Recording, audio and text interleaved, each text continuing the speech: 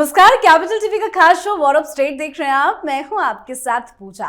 बिहार में एनडीए सरकार अब पहले से भी ज्यादा मजबूत होकर सत्ता में वापसी कर चुकी है और सत्ता में बैठते ही बड़ा झटका सीधे लालू परिवार के दरवाजे पर दस्तक दे चुका है। पूरे 20 साल से जिस 10 सर्कुलर रोड वाले सरकारी बंगले में राबड़ी देवी, लालू यादव और पूरा परिवार बड़ी ठाट बाट और शान से रह रहा था, अब उसी बंगले को खाली करने का आदेश जारी हो गया है। सरकार ने साफ कहा है कि सरकारी नियम सबके लिए बराबर है। नोटिस मिलते ही रोहिणी आचार्य का दिल दहल गया। ट्वीट कर बोला उन्होंने कि घर से निकाल देंगे, जनता के दिल से कैसे निकालोगे।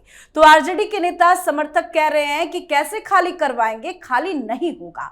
और तो और तेज प्रताप को भी बंगला खाली करने का नोटिस मिल गया है। तो लालू परिवार चाहे जितनी भावुकता दिखाए, ट्वीट करे या बयान दे, लेकिन सच्चाई यही है कि भाई बंगला तो खाली करना होगा। और इसी के साथ आरजेडी के लिए अब काउंटडाउन भी शुरू हो चुका है। आरजेडी टूट रही है, बिखर रही है, विद्रोह हो रहा है। तो क्या हार के साथ साथ आरजेडी का भी द एंड हो रहा है? आज इसे समझेंगे। चर्चा के लिए मेरे साथ स्टूडियो में मौजूद हैं कैपिटल टीवी के editor in chief doctor Manish Kumar और एग्जीक्यूटिव एडिटर राजीव जी। सर, आप दोनों का बहुत बहुत स्वागत है। धन्यवाद। सर, ये 10 सर्कुलर रोड जो खाली करने का नोटिस जारी किया गया है, क्या ये लोग खाली करेंगे या नहीं? पहला सवाल ये है। बिल्कुल खाली करना पड़ेगा, और खाली इसलिए भी करना पड़ेगा क्योंकि बाकायदा ये सरकार का आदेश है। आप जबरदस्ती नहीं रह सकते, ये आपकी बपौती थोड़ी है उस घर के ऊपर। कानून सबके लिए बराबर है, और ये सारी चीज़ें जो हो भी रही है वो तो तेजस्वी यादव की वजह से ही हो रही है। ना आप ज़्यादा चतुराई दिखाते, ना कोर्ट का आदेश आता। भैया आप ये समझिए कि ये लोग ओवर रिएक्ट कर रहे हैं।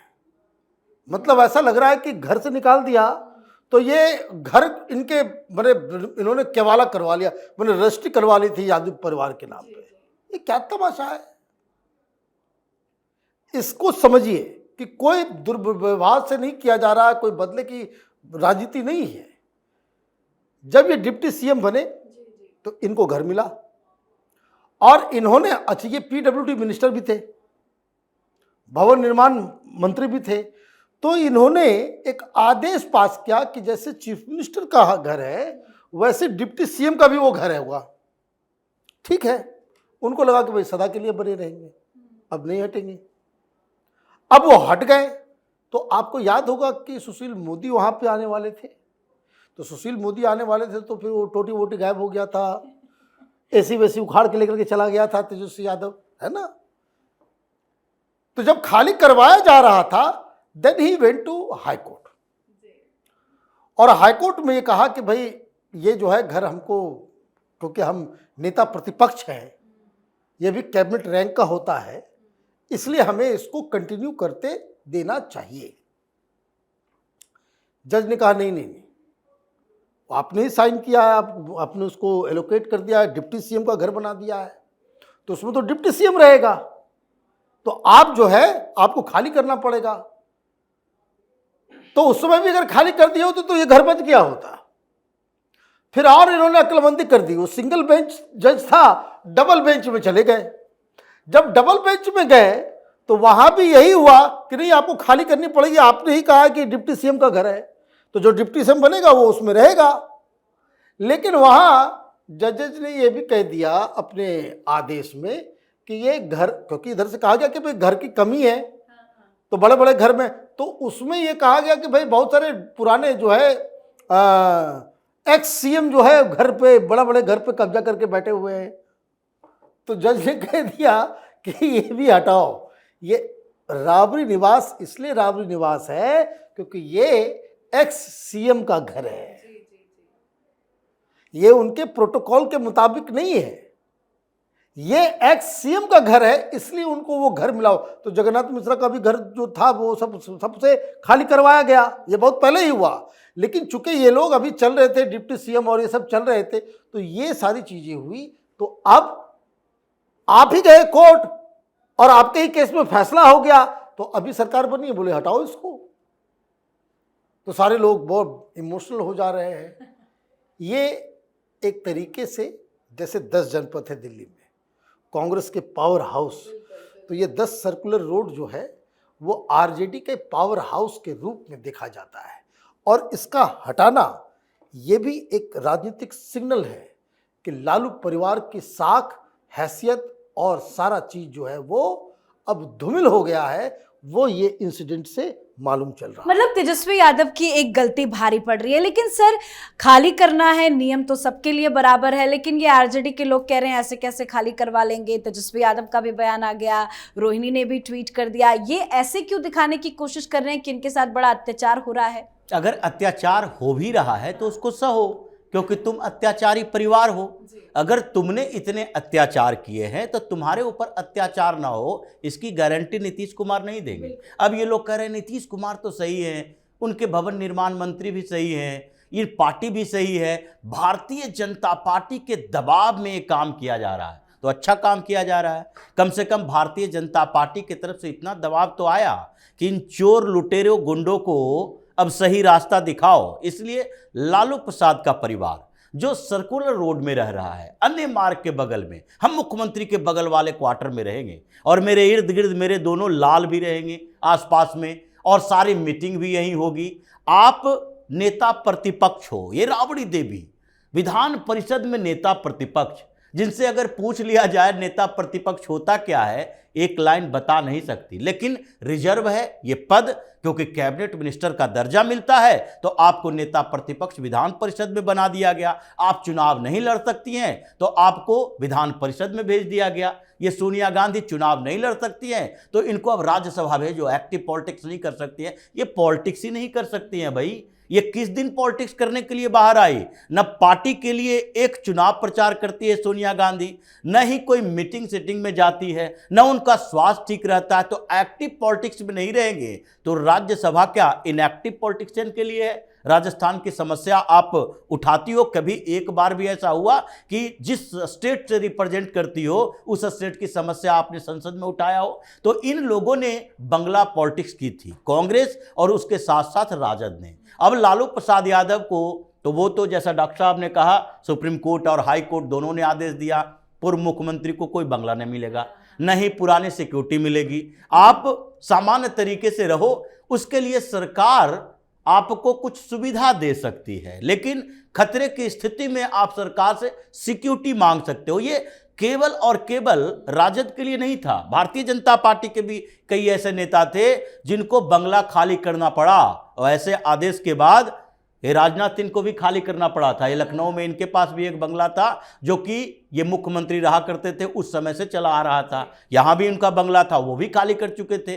तो ऐसी स्थितियां आई, अब उसका सामना आपको करना है। अब आपके पास कोर्ट का दरवाजा बंद है तो करोगे क्या? गुंडागर्दी करोगे? गुंडागर्दी तो बर्दाश्त नहीं करेंगे नीतीश कुमार। और आपने जो काम किए, आप तेजस्वी यादव के तरफ से, उनके पार्टी के नेताओं के तरफ से जैसी भाषा का इस्तेमाल नीतीश कुमार के लिए किया गया, जिस तरीके की डर्टी पॉलिटिक्स आपने चुनाव के ऊपर किया, और चुनाव के बाद आपने वोट चोरी, वही राहुल गांधी वाला राग अलापते रहे, आप वही डर्टी पॉलिटिक्स कर रहे हो, तो आपके खिलाफ कार्रवाई क्यों न हो?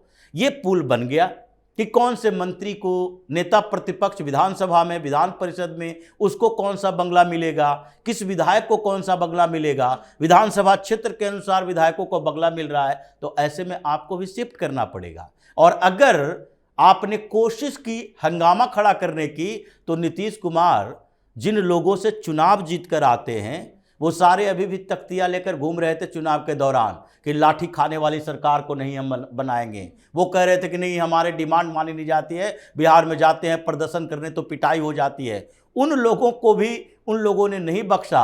तो ये लालू प्रसाद यादव, राबड़ी देवी, ये इस स्थिति में नहीं है कि अभी सरकार के फैसले के विरोध में ये कुछ कर सकते हैं। बिल्कुल सर, बात आरजेडी के अंदर की करें तो पार्टी के अंदर क्या कुछ चल रहा है? देखिए, एक बात तो मैं आपको बता दूं, सबसे बड़ी दिक्कत तो तेजस्वी यादव की ये है कि उतना संख्या भी नहीं है कि आपको लीडर ऑफ अपोजिशन बनाया जाए। जो नियम के मुताबिक 15% होना चाहिए। जैसे पिछली बार हुआ था कि 543 में मात्र 54 सीटें आई थी, किसकी? राहुल गांधी की। तो पिछली बार वो नेता प्रतिपक्ष नहीं बन पाए थे क्योंकि उनके पास वो सीटें नहीं थी 15%। वो भी एक पार्टी का होना चाहिए, ये नहीं कि भाई मिली जुली जो है आप कर लें। इस बार 99 आ गया तो आप क्वालिफाई किए तो आपको एलओपी दे दिया गया। अब उधर तो एलओपी मिलेगा नहीं, ये बात भी समझ ली, क्योंकि आप वो क्वालिफाई नहीं कर पा रहे हो, तो फिर आपको उस तरह का घर, उस तरह का वो रुतबा मिलेगा नहीं मिनिस्टर वाला। तो ये मुझे लग रहा है कि ये अपने आप में तेजस्वी यादव के लिए और आरजेडी के लिए ये बहुत बड़ी समस्या सामने होकर के आएगी कि जब तेजस्वी यादव जो है एक आम विधायक की तरह नजर आएंगे। तो पहली चीज़ तो ये समझ लीजिए, घर वर तो मिल गया है राबड़ी देवी को कि वो काउंसिल के अंदर जो है नेता प्रतिपक्ष है, अदरवाइज इनको, इनके नाम तो वो भी नहीं मिलेगा। और ये जो पहले जो था कि घर सबका एक साथ था, उधर भी रहते थे इधर भी रहते थे, मीटिंग यहाँ होता था रहते थे कहीं और, ये सब तमाशा जो है वो सब बंद हो गया। तो एक तो साइकोलॉजिकली जो है बहुत बड़ा जो है एक झटका इसको माना जा रहा है।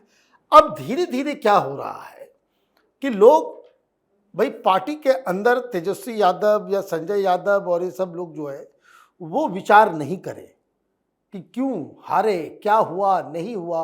अभी तक आप सामने आकर के हार के ऊपर विवेचना आपने स्वीकार तक नहीं किया है।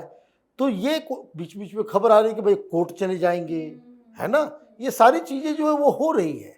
लेकिन आरजेडी के लीडर्स, डिस्ट्रिक्ट लेवल के जो लीडर्स हैं, वो बैठ के अब चिंतन मनन कर रहे हैं कि क्या बात हो गई, क्या गड़बड़ी हो गई। ऊपर से आपने वो आपके लिए जो गाना वाना बनाया उसके ऊपर आपने जो है नोटिस भेज दिया। भाई क्यों नोटिस? उस समय तो बड़ा मजा आ रहा था, आपको उस समय ही रोकना था। उसी गाने पे थिरक रहे थे सब, थिरक रहे थे, बकायदा वो शूट हो रहा था, उसका तो वीडियो आया कि किस तरह से कैमरा, लाइट और एक्टर एक्ट्रेसेस वो सारे जो है वो वहाँ पे खड़ा होकर के जो है और प्रैक्टिस कैसे किया उस गाने का, ये सारी चीज़ें आ गई। तो आप क्या कर रहे हो, ये जो फूहड़ किस्म की राजनीति, जनता से बिल्कुल दूर रहने की राजनीति, आप जो लगातार डिस्ट्रिक्ट स्तर के लीडर्स जो आप तक पहुंच नहीं पाए, मिलना मुश्किल हो गया, आपने उनको वक्त नहीं दिया, now they are planning their own strategy. कि जैसे महाराष्ट्र के अंदर में लोग छोड़ छोड़ के जा रहे हैं ना इधर उधर उद्धव ठाकरे को, यही हाल आरजेडी के अंदर हर डिस्ट्रिक्ट में देखने को मिल रहा है। वाकई में तो आरजेडी की करारी हार हुई, हार से तो पार्टी नहीं उभर पा रही और जो एक्शन हो रहा है वो हार का ही साइड इफेक्ट है। लेकिन क्या ये कहा जा सकता है कि हार के साथ साथ अब जो स्थिति बन रही है, विद्रोह है या बाकी के जो मुद्दे हैं, क्या आरजेडी का द एंड होता आपको नजर आ रहा है? देखिए, इंतजार करना पड़ेगा। जिस तरीके से अभी विधानसभा का ये शीतकालीन सत्र शुरू होने वाला है, नीतीश कुमार ने घोषणा भी कर दी है, कैबिनेट की बैठक भी हुई थी। हर बार जब सत्र शुरू होने वाला होता है तो तेजस्वी यादव की धड़कनें तेज हो जाती है। ये पिछली बार भी सरकार नीतीश कुमार की थी भारतीय जनता पार्टी के साथ, और उस समय भी हर बार सत्र के दौरान जब दिखाई पड़ता था कि विधानसभा के अंदर ये राजद का खेमा है, यानी विपक्ष का खेमा है, ये सत्ता पक्ष का खेमा है, तो ये दो राजद के विधायक इधर सत्ता पक्ष की तरफ क्यों बैठे हुए हैं। और उसके बाद धीरे धीरे पता चलता था कि वो दोनों चले गए जदयू में या भारतीय जनता पार्टी में। ये लवली आनंद का बेटा, ये भी विधायक था, राष्ट्रीय जनता दल से बना था, फिर वो पलटी मार के चला गया नीतीश कुमार के पार्टी में। तो अभी ये जो विधानसभा का सत्र शुरू होगा, उससे पहले जो राजद की स्थिति बनी हुई है, उसमें लगता है कि सत्र के दौरान ही एक दो लोग धीरे धीरे करके इधर की तरफ बढ़ेंगे और उसके बाद आधा जो जगह है विपक्ष में बचा हुआ, ये 25 विधायक इनके हैं, कांग्रेस पर तो भरोसा है नहीं, उनके 6 विधायक हैं, 2 मुस्लिम विधायकों को छोड़ दीजिए जो वो भी अप्रोच कर रहे हैं कि नहीं जमा खान को अगर मंत्री बना दिया तो हमें भी कोई कमेटी में डाल देगा। ऐसा नहीं है कि जदयू अछूत है मुसलमानों के लिए, भारतीय जनता पार्टी में मत जाओ, लेकिन नीतीश कुमार जब तक है उनके साथ जा सकते हो, वो बीच बीच वाले नेता हैं। तो जो इन लोगों की स्थिति चल रही है राजद के अंदर, वो लग रहा है कि आगे जब बड़ा विस्फोट होने वाला है। मीटिंग तो इनकी होती है लेकिन तेजस्वी यादव के साथ नहीं, बल्कि उन ग्रुप्स की कि आगे हमको करना क्या है। बिल आएगा फैसला क्या लेना है, क्योंकि हमारे वोट देने न देने से नीतीश कुमार को कोई फर्क नहीं पड़ेगा, लेकिन हमें दिखाना है कि हम किसके साथ आगे जाने वाले हैं। इसलिए राजद विस्फोटक की स्थिति में है। अभी ये तमाशा कर रहे हैं राबड़ी देवी लालू यादव के आवाज पर, और कुछ दिन के बाद तमाशा होगा कि हमारे विधायकों को खरीद फरोख्त किया जा रहा है, जबकि वो विधायक रिक्वेस्ट कर रहे हैं कि भाई हमारे साथ चलो, हम आपके साथ आने के लिए तैयार है। जब हरी झंडी मिलेगी ये उधर की तरफ चले जाएंगे। बिल्कुल सर, बहुत बहुत धन्यवाद सर आप दोनों का। धन्यवाद। तो एनडीए की सरकार बिहार में बनते ही सबसे ज्यादा दबाव अगर किसी पर पड़ा है तो वो है आरजेडी। हार तो उन्होंने खाई ही है, लेकिन इससे भी बड़ा संकट पार्टी अंदर से टूट रही है। नेता बिखर रहे हैं, कार्यकर्ता हताश है और लालू परिवार का प्रभाव लगातार स्लिप होता जा रहा है। लालू परिवार की वो पकड़, वो दबदबा, वो प्रभाव अब बस यादों में ही बच गया है। पार्टी के भीतर नेताओं का विश्वास डगमगा रहा है। कई विधायक एनडीए खेमे की तरफ नजरें गड़ाए बैठे हैं और तेजस्वी यादव की लीडरशिप पर भी बड़े सवाल खड़े हो रहे हैं। तो इस पर आप भी अपनी राय कमेंट करके लिखिएगा। देखते रहिए कैपिटल टीवी। नमस्कार।